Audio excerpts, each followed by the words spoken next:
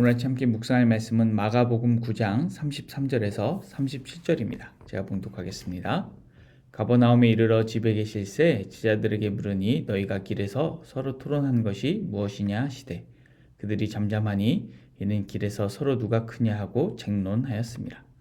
예수께서 앉으사 12제자를 불러서 이르시되 누구든지 첫째가 되고자 하면 무사람의 끝이 되며 무사람을 섬기는 자가 되어야 하리라 하시고 어린 아이 하나를 데려다가 그들 가운데 세우시고 안으시며 제자들에게 이르시되 누구든지 내 이름으로 이런 어린 아이 하나를 영접하면 곧 나를 영접함이요 누구든지 나를 영접하면 나를 영접함이 아니요 나를 보내신 이를 영접함이니라.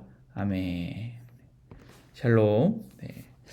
오늘 아침에는 우리 변화산 사건 이후에 예수님께서 죽음과 부활에 대해 제자들에게 가르치시고 가버나움으로 가신 예수님께서 그 가버나움의 집에서 예수님께서 제자들에게 너희가 길에서 토론한 내용이 무엇이냐 이렇게 물어보는 장면입니다.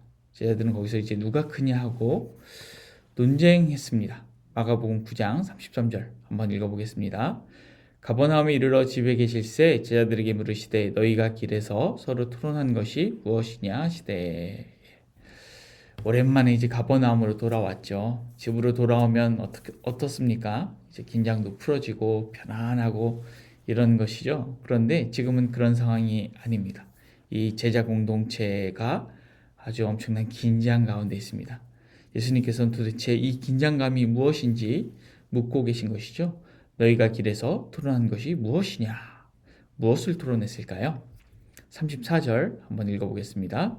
그들이 잠잠하니 이는 길에서 서로 누가 크냐 하고 쟁론하였습니다. 서로 누가 큰지 쟁론했습니다. 여기서 우리가 눈여겨볼 것은 이 쟁론이 벌어졌던 상황과 맥락이 무엇이냐 그것이겠죠. 어제 묵상했던 예수님께서 두 번째로 죽음과 부활을 예고하셨던 장면을 한번 떠올려 봅시다. 마가복음 9장 30절입니다. 그곳을 떠나 갈릴리 가운데로 지날새 예수께서 아무에게도 알리고자 아니하시니.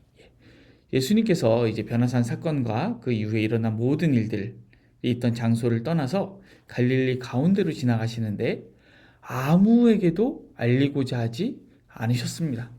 왜 그럴까요? 31절 한번 읽어보겠습니다. 이는 제자들을 가르치시며 또 인자가 사람들의 손에 넘겨져 죽임을 당하고 죽은 지 3일 만에 살아나리라는 것을 말씀하셨기 때문이더라. 아멘. 그것은 이제 제자들 외에 큰 무리들과 함께 소란한 상황이 아니라 제자들만을 데리고 무엇인가를 은밀히 가르치시기 위함입니다. 그리고 또 이어서 자신의 죽음과 부활에 대해 말씀하시기 위함인 것이죠. 예수님께서 제자들을 다른 사람들 모르게 특별히 은밀히 가르치신 후에 자신의 죽음과 부활에 대해 말씀하셨다고 예상됩니다. 그렇다면 이 죽음과 부활에 대해 말씀하시기 전에 가르친 내용이 무엇일까요? 우리는 정확히 할 수는 없지만 예수님의 죽음과 부활과 관련이 밀접하겠구나 이렇게 예상해 볼 수 있습니다. 예수님께서는 자신의 죽음과 부활의 의미에 대해 제자들에게 가르치고 계심에도 불구하고 제자들은 거기서 누가 크냐 이런 논쟁을 하고 있는 것입니다. 예수님께서 두 번째로 자신의 죽음과 부활에 대해 말씀하시기 전에 어떤 내용으로 가르치셨는지는 알 수 없지만 우리는 제자들이 이 예수님의 가르침을 이해하지 못했다는 것은 알고 있습니다. 9장 32절입니다. 그러나 제자들은 이 말씀을 깨닫지 못하고 묻기도 두려워하더라. 아멘. 한심한 제자들의 모습이죠. 그런데 예수님께서 세 번째로 자신의 죽음과 부활에 대해 가르치신 후에 제자들은 비슷한 주제로 한 번 더 싸우게 됩니다. 그때 예수님께서 하신 말씀을 보면 예수님의 죽음과 부활 이것과 관련해서 어떻게 가르치셨을지 우리가 한번 유추해 볼 수 있습니다. 마가복음 10장 45절입니다. 인자가 온 것은 섬김을 받으려 함이 아니라 도리어 섬기려 하고 자기 목숨을 많은 사람의 대속물로 주려 함이니라. 아멘. 예수님께서 야고보와 요한이 예수님의 좌편과 우편에 앉게 해달라는 요청에 대해 대답하신 그 말씀이죠. 예수님의 죽음의 의미는 섬기려 하고 목숨을 많은 사람의 대속물로 주기 위함입니다. 예수님께서는 자신의 죽음과 부활의 의미에 대해 가버나움으로 가는 길에서도 분명히 설명하셨을 것입니다. 그런데 제자들은 그 와중에 누가 큰지 싸우고 있는 것입니다. 그래서 예수님은 다시 제자들을 가르치십니다. 35절입니다.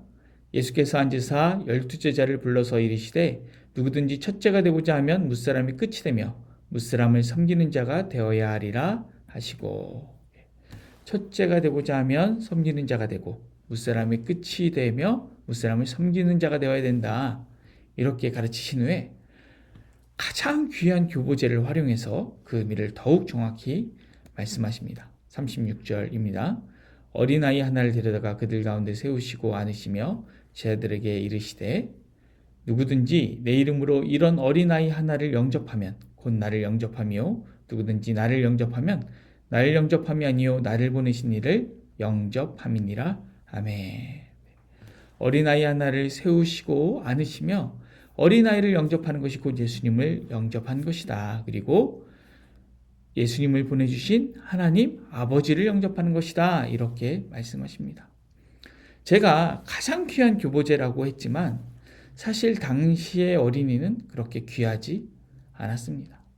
지금이야 사상 최악의 출산율, 이 저출산으로 인해서 어른보다 애들이 너무 적어서 애들이 귀하고 그래서 권력이 애들에게 더 있는 것 같습니다. 그러나 과거에는 그렇지 않았습니다. 이 부모 한 커플에 애들이 훨씬 더 많기 때문에 애들보다 부모의 권력이 더 강했죠. 그리고 사실 어린이들이 장성하기 전에 많이 죽기도 했고, 이 아이들이 흔했기 때문에 이 어른이 되기 전에는 이 성숙한 인격체, 온전한 인격체로 대우받지 못했습니다. 제가 이전에 한번 로마 시대의 어떤 성문화의 타락상을 말씀드리면서 이 남자 어른들이 어린 미소년을 사귀었다, 이렇게 말한 적이 있습니다. 어린 미소년을 온전한 인격체로 대우하는 것이 아니라 이 성욕을 푸는 대상으로 여기는 것이죠. 이 당시 문화는 이랬습니다. 이런 문화 가운데 예수님께서는 어린아이 하나를 세워서 가장 귀하게 여기신 것입니다.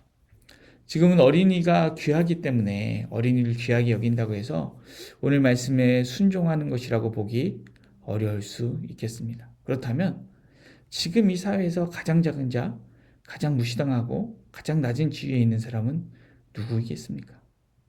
우리가 그 사람을 어떻게 대하고 있고 우리가 그 사람을 어떻게 섬기고 어떻게 영접하고 있습니까?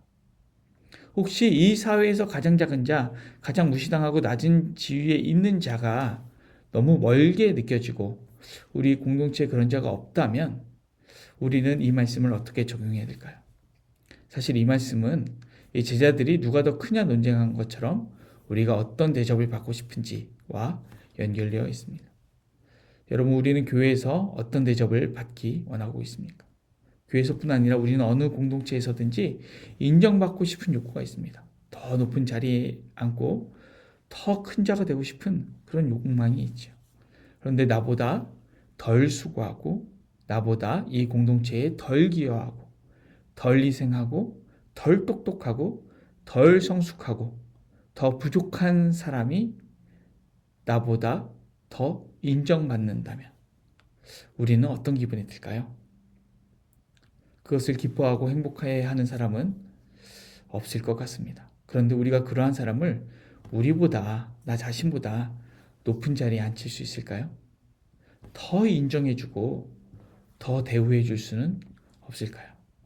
우리가 만약 그렇게 할 수 없다면, 그것이 여전히 너무나도 불편하다면 우리들의 모습은 이 제자들의 모습과 같은 모습입니다. 그리고 이 고난주간을 앞두고 예수님의 죽음의 의미에 대해서 전혀 깨닫지 못하고 있는 모습인 것입니다. 귀여운 어린 아이가 아니라 어딜 봐도 나보다 못해 보이는 사람을, 뭘 봐도 나보다 부족해 보이는 사람을 더욱 귀한 자로 영접하고 인정해 줄 수 있어야 합니다. 오늘 그것이 예수님께서 제자들을 불러서 이 예수님의 길을 따라가도록, 예수를 따라가도록 하시듯 나를 부르신 자리인 줄로 믿고 순종하며 살아가는 그런 하루가 되길 소망합니다. 기도하겠습니다. 사랑이 많으신 하나님 아버지, 그렇습니다. 아버지 하나님, 우리는 너무나도 인정받고 싶고 큰 자가 되고 싶은 욕구가 있습니다. 제들과 마찬가지입니다. 주님, 우리 주변에 있는 사람들을 둘러보았을 때 나보다 어리고 부족하고 연약하고 덜 귀하고 덜 똑똑하고 그렇다고 할지라도 나보다 나은 자로 여기고 내가 더 존중하고 더 대접하고 더 귀하게 여길 수 있는 그런 예수님의 마음을 가지고 섬길 때 이 교회가 진정으로 복음의 능력을 회복하고 예수님의 죽음의 의미를 회복할 수 있는 그런 교회가 될 줄로 믿습니다. 주님, 그것이 나에게 맡기신 사명인 줄로 믿고 그 사명을 따라갈 수 있도록 인도하여 주시옵소서. 감사드리며 예수님의 이름으로 기도드립니다. 아멘. 오늘 도구 기도는 교회 학교와 섬기는 이들을 위하여서 기도하겠습니다. 먼저 교회 학교 커리큘럼과 프로그램을 위해서 기도해 주시고 또 클래식 아카데미와 선한 이웃 드림 챔버를 위해서 기도해 주시기 바랍니다. 이어서 기도하실 때 우리 교회를 위해서 기도하겠습니다. 우리 담임 목사님 건강을 위해서 또 사역의 정상화를 위해서 또 수고하고 애쓰는 섬기는 분들을 위해서 또 타지에 있는 자녀들을 위해서 그리고 아픔과 고통 가운데 있는 성도들을 위해서 기도하겠습니다. 그리고 세계 평화를 위해서 열방 선교를 위해서 한국 교회를 위해서 나라와 민족을 위해서 기도하시고 우리 개인의 기도 제목을 가지고 말씀을 붙들고 기도했으면 좋겠습니다. 기도하겠습니다.